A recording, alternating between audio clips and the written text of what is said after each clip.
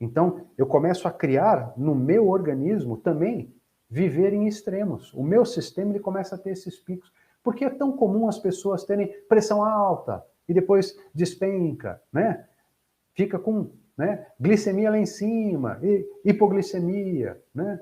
Por que será que existem esses extremos no organismo das pessoas? Perceberam que é muito comum hoje, nós temos várias e várias pessoas com esses sintomas de extremos, de picos, porque o nosso organismo está vivendo com esses extremos. Nós precisamos dar para o nosso corpo a possibilidade de recuperar esse ritmo harmônico. E aí eu digo para vocês, qual é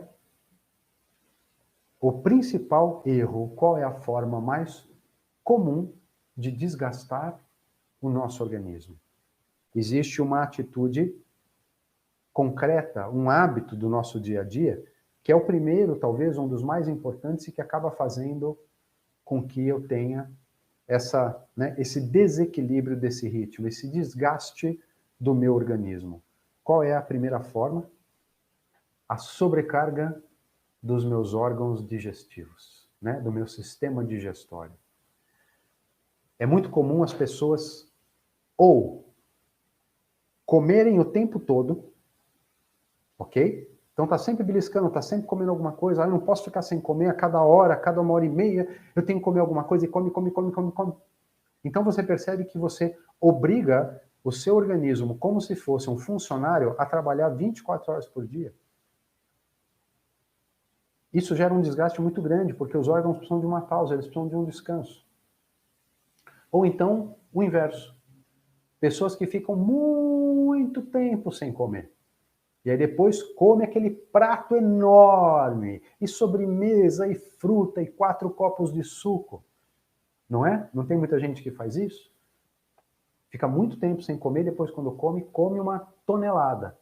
Então é como se você deixasse uma pessoa dormindo ali 12 horas, e de repente você vai lá, joga um balde de água fria nela, dá um tapa, faz ela levantar, sair correndo e trabalhar imediatamente. A pessoa estava dormindo, ela acabou de acordar, acabou de levantar e você bota ela para trabalhar. Vocês percebem como que a gente desequilibra esse ritmo adequado do nosso organismo? Ou porque ele trabalha sem parar, ou porque a gente fica nesses picos, nesses extremos. Então a gente precisa o quê? A partir do nosso hábito alimentar, da nossa rotina em termos de horas ao longo do dia, ajudar o nosso metabolismo, principalmente o sistema digestório, que é o primeiro a se desgastar, e aí ele leva todo o resto. A gente precisa ajudá-lo a ter esse ritmo mais controlado. Tá? A dica é, procurem ficar mais ou menos um período de 3 a 4 horas sem se alimentar, para que os órgãos possam ter uma pausa, uma recuperação. Depois, você volta a se alimentar. E aí eles trabalham, não sendo uma grande quantidade de comida, não sendo um volume exagerado, eles vão passar por esse processo de trabalho e depois descansam de novo. Então, 3 a 4 horas de descanso e aí você se alimenta. 3 a 4 horas e aí você se alimenta. Isso seria um ritmo adequado. É claro que não é perfeito para todo mundo, existem diferenças metabólicas, mas, em geral, a maioria das pessoas pode trabalhar dessa forma. Tá? Você não deve comer o tempo todo e nem ficar muito tempo sem comer e depois comer toneladas.